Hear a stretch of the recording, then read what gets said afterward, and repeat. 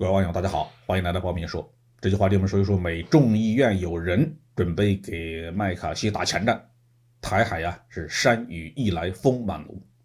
2月7号，美国众议院外交事务委员会的主席迈克尔·麦考尔对媒体表态，他计划在2023年的春天率领一个2党代表团窜访台湾，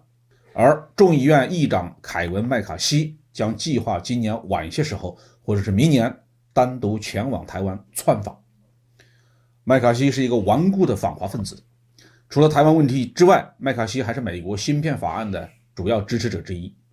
他一向鼓吹要求拜登政府实施更严格的出口控制措施，切断和中国在高新技术方面的联系。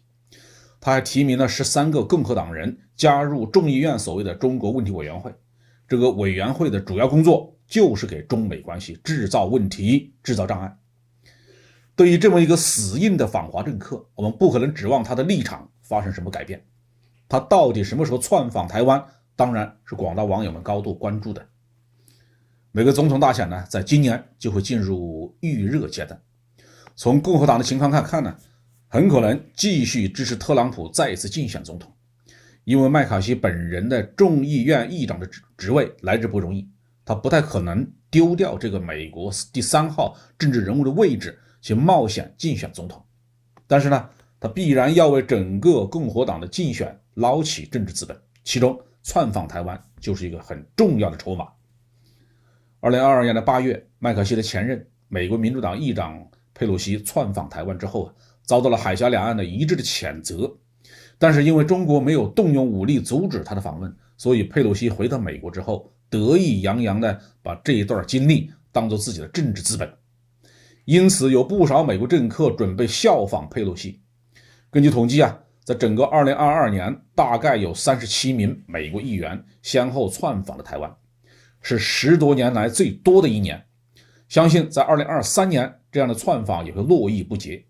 当然了，和佩洛西不一样的是，麦卡锡是处在自己政坛的上升期，他如果不计后果要去台湾，多少他要考虑周全一些。这个麦卡尔就是替他打前站的，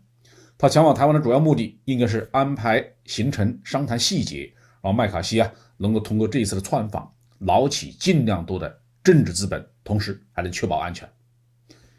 近期我们发现台湾岛上的政治氛围发生了微妙的变化。首先是民进党在2022年的11月输掉了台湾的地方选举，台湾的伪总统蔡英文被迫辞去了民进党主席的职务，接替他的赖德清公开表示务实认定台湾已是所谓主权独立国家，没有再宣布台湾独立的必要。2月6号，台湾金门县成立跨党派问政联盟以及无党籍联盟政团，在县长陈福海的见证下，共同发表倡议金门成为永久非军事区等4大宣言，希望战火不要烧到金门。这说明台湾从政坛到民众已经感觉到，正是因为美国人的倒行逆施和台独分子的吃里扒外，海峡两岸的战争氛围是越来越浓烈了，和平解决台湾问题的希望被美国人严重的破坏。为了维护自己的政治形象，麦卡锡之流是一定会窜访台湾的。不管麦卡锡什么时候成型，不管台独势力如何自嗨，中国统一的进程只会加快，更加不可阻挡。好，这句话题我们就说到这里。